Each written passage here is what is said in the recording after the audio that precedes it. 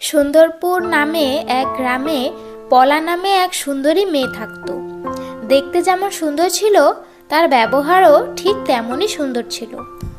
জন্মের পরই তার বাবা মারা যায়। তারপর হঠাৎ একদিন খুব জ্বরে কোনো চিকিৎসা না পেয়ে পলার মা মারা যায়। মা, মা গো, তুমি কেন আমায় ছেড়ে চলে গেলে মা? এখন আমি কি নিয়ে থাকবো? আমি যে খুব একা হয়ে গেলাম মা। তার মা মারা যাওয়ার পর থেকে পলা তার ঠাকুমার কাছেই বড় হয়। কি রে দিদি ভাই, কখন থেকে ভাত বেড়ে ডাকছি, কোনো সাড়াই তো দিচ্ছিস না। তাড়াতাড়ি চল, ভাত মনে হয় ঠান্ডা হয়ে গেল। এই তো ঠাকুমা, এক্ষুনি যাচ্ছিলাম। আসলে মা বাবার কথা খুব মনে পড়ছে। কেন আমাদের একা রেখে চলে গেল বলো তো? ভালো মানুষকে যে ভগবান তাড়াতাড়ি তুলে নেয় রে। এসব কথা আর মনে করাস না, মনে পড়লেই যে আমার বুকটা কেঁপে ওঠে। চলো খেতে চলো, মন খারাপ করো না। এভাবেই তাদের দিন বেশ ভালোই কাটছিল। হঠাৎ একদিন অসুস্থ থাকার কারণে পলার ঠাকুমা মৃত্যুবরণ করে। তখন পলার বেঁচে থাকার শেষ সম্বলটুকুও পৃথিবীর মায়া ত্যাগ করে চলে যায়। ঠাকুমা, তুমিও আমায় ছেড়ে চলে গেলে ঠাকুমা। এখন আমি কি নিয়ে থাকবো বলো? এই মেয়ে হলো অলক্ষী। জন্মের পরই তো বাবা মারা গেল। তার কিছু বছর পরই ওর মাটাও মরে গেল। তারপর থেকে যে ঠাকুমার কাছে বড় হলো, শেষমেশ তাকেও ছাড়লো না, মেরেই ফেললো। এর মতো অপয়া মেয়ে আমি জীবনেও দেখিনি বাপু।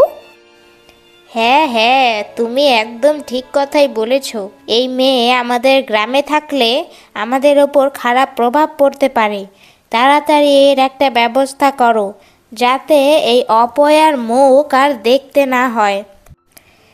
এই অপয়া মেয়েকে ওর ঠাকুমার চিতায় জীবন্ত জ্বালিয়ে দেওয়া হোক। তোমরা কি বলো? যদি রাজি থাকো তাহলে বলো। হ্যাঁ হ্যাঁ, আমরা সবাই রাজি। জ্বালিয়ে দেওয়া হোক এই অপয়া মেয়েকে। আমাকে তোমরা মেরে ফেলো না, আমি তোমাদের কাছে হাত জোড় করছি। তোমরা আমার অবস্থাটা একটু বোঝার চেষ্টা করো।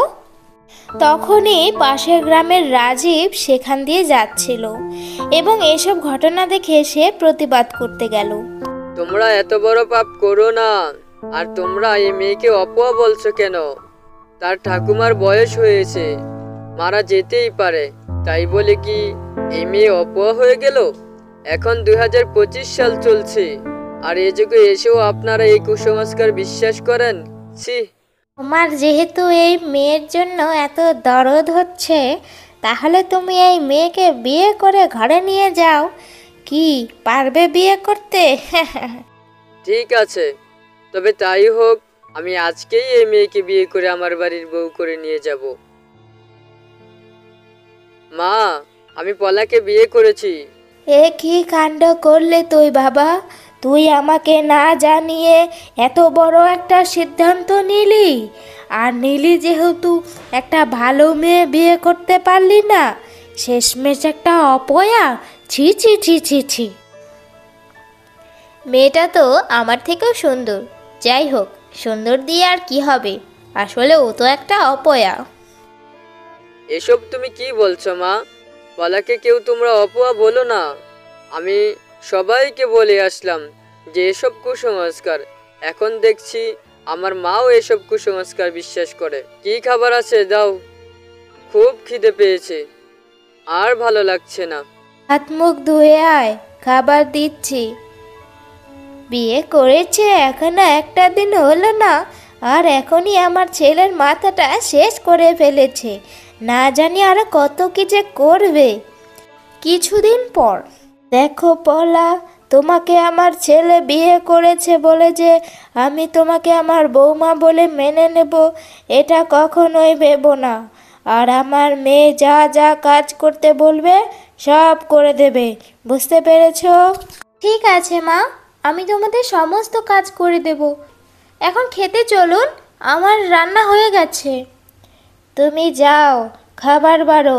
আমি তিন্নিকে ডেকে নিয়ে আসছি। পলা বাড়ির সবাইকে খেতে দেয়। মা, সবজি ভালো হয়নি, আমি এই সবজি দিয়ে ভাত খাবো না। পলা, এ কেমন সবজি রান্না করেছো? আমার মেয়ে ভাতই খেতে পারছে না। এত জঘন্য খাবার কেউ খায় নাকি? তোমাদের মুখের স্বাদ কি চলে গেছে নাকি? সবজি তো অসাধারণ হয়েছে। এমন সবজি আমি এর আগে কখনো খাইনি।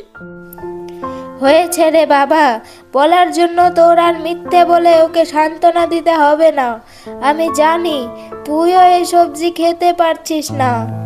না মা, সান্ত্বনা দিচ্ছি না, সত্যি বলা, তুমি খুব সুন্দর রান্না করো।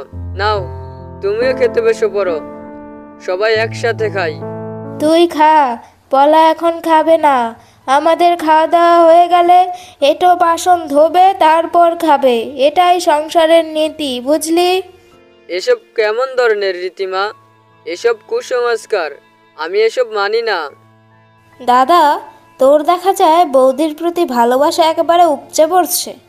যত দিন যাচ্ছে বৌদি তোর মাথাটাকে শেষ করে দিচ্ছে। তিন্নি, বড়দের সাথে কিভাবে কথা বলতে হয় সেটা এখনো শিখিসনি। এক চড় মারবো মুখে মুখে কথা বললে। তুই এই তিন্নিকে বকছিস কেন? ও তো ঠিক কথাই বলেছে। আর এমনিতেই এই মেয়ে অপয়া, আমাদের সাথে ও খেতে পারবে না। মা, অনেক হয়েছে। অনেক দিন ধরেই দেখছি তোমরা পলাকে আপন করে নিতে পারোনি, কিন্তু পলা তোমাদের সমস্ত প্রয়োজন মিটিয়েছে। আর না, আমি পলাকে নিয়ে চললাম। তোমাদের এই অপয়া মেয়ের সাথে থাকতে হবে না। আমি মাসে মাসে তোমাদের খাওয়ার খরচের টাকা পাঠিয়ে দিব, এটা নিয়ে চিন্তা করো না। দেখেছো মা, বৌদি কত চালাক। শেষমেশ দাদাকে আমাদের কাছ থেকে কেড়েই নিল। তোর চিন্তা ভাবনা যে এত খারাপ আমি আগে কখনো ভাবিনি। তবে তুই আর মা দুজনেই একদিন পস্তাবি, আমার কথা মিলিয়ে নিস। তারপর রাজীব আর পলা নারায়ণপুর নামে এক গ্রামে যায় ও সেখানে নতুন করে সংসার তৈরি করে এবং সুখে শান্তিতে দিন পার করে। আমাদের ভিডিওটি ভালো লাগলে চ্যানেলটি সাবস্ক্রাইব করে পাশে থাকবেন। ধন্যবাদ।